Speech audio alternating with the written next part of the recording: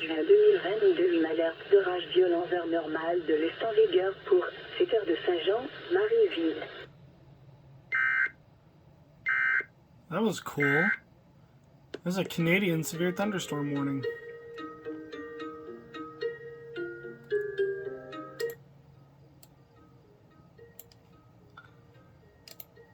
Anyway, judging off of this from this radar signal, it is very possible that this tornado warning gets extended further to the south, including potentially Harrisburg and Carlisle, Pennsylvania.